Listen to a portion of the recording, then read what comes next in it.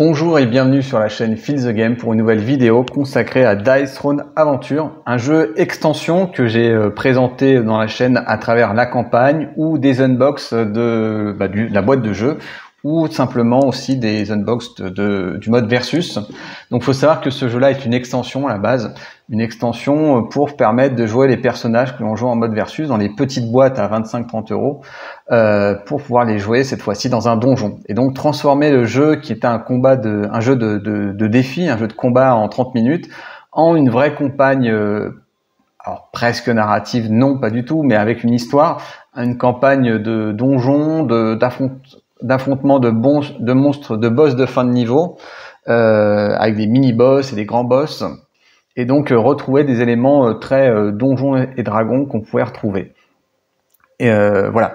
Donc sur ce jeu-là, je vais vous proposer dans un premier temps de vous présenter les points que j'ai aimés et les points qui m'ont laissé un petit peu plus sur ma faim. Alors déjà sur les graphiques, je trouve que le jeu a quand même une petite patte, a réussi à trouver sa petite patte graphique. C'est pas forcément ultime ou le top, mais voilà, il y a des personnages qui ont de la gueule.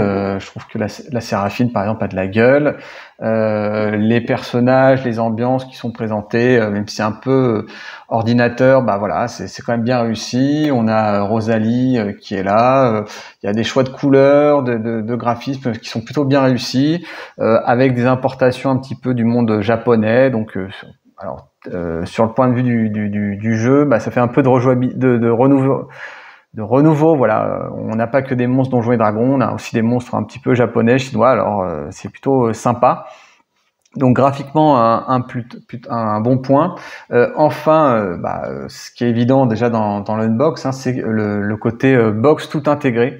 C'est-à-dire que vous avez vraiment tout le rangement qui est dedans. Et non seulement ce rangement il est présent, mais surtout ce rangement, j'ai envie de dire, il est simple, enfin il est utile quoi. Il vous permet de sortir le jeu en 5 minutes et de le ranger en 5 minutes. Et après vous n'avez plus qu'à le mettre dans la boîte et tout ranger. Donc c'est vraiment bien fait, il y a des séparateurs, donc tout est là, tout a été bien pensé. Vraiment, c'est un grand ouf ce type de jeu qui, voilà, il y en a certains qui sont assez cauchemardesques. Alors vous avez Gloomhaven, ça déborde de partout, ça rentre pas dans la boîte et c'est 30 minutes d'installation. Vous avez Voyage en Terre du Milieu où finalement il y a aucun rangement sauf si vous l'achetez à 50 euros, 60 euros. Donc là vous avez du tout en un dans la boîte qui vaut certes 90 euros, mais là pour le coup il y a du rangement et c'est surtout bien pensé. Autre chose que j'ai aimé, même si c'est un peu gadget, le côté Legacy. Alors vous voyez, pour le coup je les ai même pas ouverts alors que j'aurais dû, mais voilà, je les ai laissés un peu comme ça parce que voilà, ça me convenait très bien. Donc voilà, il y a ce petit gadget Legacy que j'ai bien apprécié, qui donne un petit peu de challenge, même si bon voilà, j'ai fait 2-3 campagnes déjà, donc même 4 je crois même de campagnes, donc c'est pas voilà.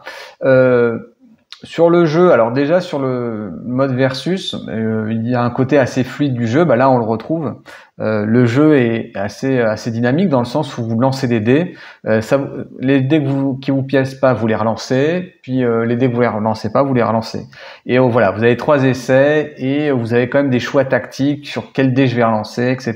Je tente une suite, pas une suite. Donc c'est un peu du Yahtzee, mais c'est un peu plus que ça parce que justement vous avez un design de gameplay avec des personnages qui sont très différents.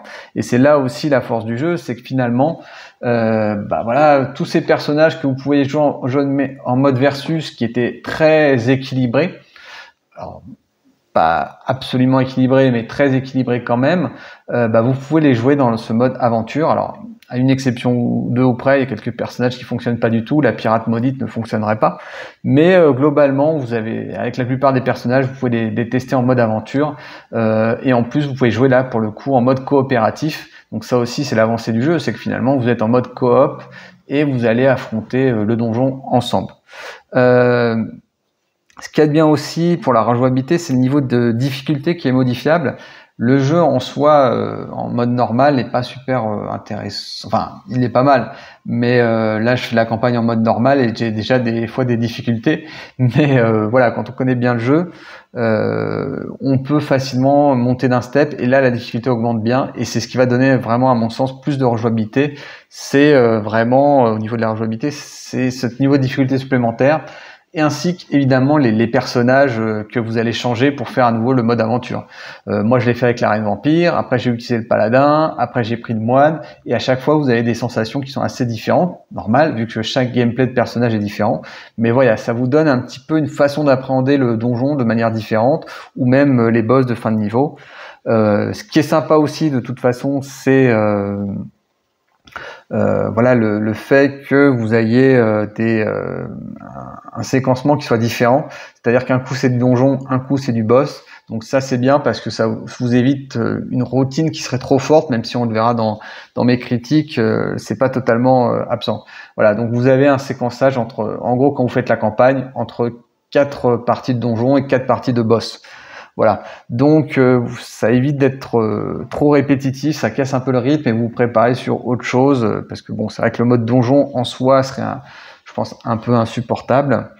Qu'est-ce qu'il y a d'autre que j'aime bien? Le côté donjon et dragon, le côté vraiment dungeon crawler, qui est vraiment bien donné, parce que c'est porte, salle, monstre, trésor, et donc selon la force du monstre, vous avez un trésor qui sera plus ou moins important, vous avez des récompenses qui peuvent être des cartes qui vont augmenter vos deck building à la fin du donjon, vous tuez un monstre, vous le dépouillez, et vous allez gagner des cartes supplémentaires, donc vous retrouvez cet aspect d'expérience, qui est mis non pas sur des points, j'ai gagné 2 points, qu'est-ce que je vais acheter, je gagne 3 points, qu'est-ce que je vais acheter. Là pour le coup c'est réglé par le deck building que vous avez amélioré, et vous allez avoir des choix d'amélioration de votre paquet de cartes. Donc ça c'est vraiment bien vu. L'autre réussite, c'est le jeu solo. Le jeu solo est vraiment excellent. C'est peut-être même l'un des modes les plus réussis pour un donjon de crawler, parce que pour le coup vous êtes vraiment sur un aventurier qui sera tout seul. C'est-à-dire que vous allez jouer en fait un personnage solo et pas 2 personnages. Souvent en mode solo vous en jouez 2, 3, enfin voilà, vous faites plaisir éventuellement, mais là vous avez votre perso, vous savez ce qu'il a à faire, il va dans telle tuile, il règle tel monstre et après il continue. Voilà, il n'y a pas de un mois à toi, un mois à toi. Donc voilà. Après, il y a quelques interactions qui sont perdues, évidemment, mais voilà, c'est fatal. Donc, pour le coup, voilà. Alors, j'en viens, moi, sur le jeu, j'y ai joué aussi à 2, le mode aventure. Et à 2, ça roule parfaitement. C'est peut-être même Enfin, moi, j'aime beaucoup le jeu solo, mais à 2, en multijoueur, c'est vraiment le meilleur mode, puisque finalement, il n'y a pas de... Le jeu n'est pas alourdi dans la durée par le fait de jouer en multijoueur. Un peu, mais pas beaucoup, dans le sens où finalement, le deuxième joueur, il va s'occuper de lancer des dés de votre adversaire. Le deuxième joueur va vous aider à l'installation éventuellement. Et puis, éventuellement, vous contrôlez si vous faites des erreurs de jeu, ça arrive vite de se tromper. Mais le donjon fera toujours la même taille, donc ça change pas. Donc la durée de jeu sera constante. Le boss de fin, le boss de fin de niveau, j'ai envie de dire de 2e, 4e, 6e et 8e niveau, comme vous partagez un pool de vie ensemble, finalement ça alourdit pas le jeu. Donc vous avez le même nombre de points de vie et mécaniquement ça fonctionne. Donc voilà, c'est des choses qui sont plutôt bien vues et que j'apprécie. Autre chose que je voulais parler, c'est le matériel, la qualité du matériel. Je trouve que tout c'est démarbré, toutes ces couleurs, etc. Avec le graphisme, c'est quand même du beau matos. Il est riche et varié. Là, vous avez vraiment plein d'événements, de trucs qui sont bien rangés en plus. Donc, c'était vraiment quelque chose de sympa. Voilà. En plus, voilà, comme je le disais. Comme c'est un jeu asymétrique, l'avantage c'est qu'à chaque fois, chaque personnage va vous lancer dans une aventure qui sera un peu différente, et ça c'est vraiment sympa. Le fait de faire l'aventure avec le paladin, c'est pas les mêmes sensations que de le faire avec la reine vampire. La mécanique sera, la façon d'appréhender les monstres, de jouer sa dynamique sera vraiment très différente, même de construire son deck sera vraiment différent. Donc ça c'est vraiment sympa, en sachant qu'en plus chaque deck est un peu unique, outre l'effet que les résultats sont aussi différents. Donc voilà pour les choses que j'ai aimées, puisque vous vous doutez bien que le jeu, je l'ai apprécié, sinon j'aurais peut-être pas fait 8 épisodes sur la chaîne de campagne, ni même tous ces unbox. Par contre, les bémols que je mettrais sur ce jeu, il y en a quand même pas mal. Premièrement, c'est pas toujours simple dans ce jeu-là d'appréhender les timings, notamment les effets de cartes. ou même les modificateurs. Donc il y a des cartes qui, enfin sur le coup j'avais pas bien compris si c'est moi qui les jouais sur l'adversaire, contre l'adversaire, à quel moment, etc. Pareil, les règles de l'ultime sont pas toujours très claires. Certains effets peuvent être joués ou pas pendant l'ultime. Des fois on a des doutes, par exemple l'effet d'ombre, l'effet de pourparler, toutes ces choses-là, bah, vous êtes obligé de regarder un peu dans les FAQ, même si on vous donne un peu de FAQ derrière les cartons. Il y a des fois il y a des petits doutes dans le jeu qui casse un peu la rapidité. Mais voilà, si vous connaissez bien le jeu, parce que vous avez joué beaucoup en mode versus, franchement, ça va rouler très très simplement. Ensuite, est-ce que c'est intéressant de la 2 joueurs? Ben, je suis pas sûr. Je pense que vraiment 1-2 joueurs, c'est vraiment le nombre parfait. Au-dessus, je pense que vous allez avoir un peu trop de temps mort pour ce que ça offre comme contenu. C'est-à-dire que le jeu reste quand même assez répétitif. Et donc les temps morts vont être un peu lourds, en sachant que justement, j'en viens sur ce défaut, c'est le jeu est quand même assez répétitif dans sa façon d'être, puisque c'est juste du jeu de dés et qu'il est amplifié, parce qu'on le sent pas forcément quand on joue en mode versus, parce que ça dure qu'une demi-heure une partie. Vous voyez, quand la partie dure une demi-heure, bon voilà, on en refait une autre, les dés, tout ça vont être différents. Sur le mode aventure, le problème c'est que la campagne a peut-être été un peu trop étendue en termes de durée. Là, vous avez à peu près 15 heures de jeu pour une campagne. C'est un peu trop long. Je pense qu'on aurait pu faire, au lieu de faire 4 scénarios donjons et 4 scénarios boss, peut-être en faire que 6, 3 et 3. Ça aurait permis justement de un peu lâcher prise, si je veux dire, de terminer la campagne plus facilement et de reprendre un autre personnage pour refaire une campagne et justement retrouver cette rejouabilité grâce aux autres personnages de campagne. Voilà.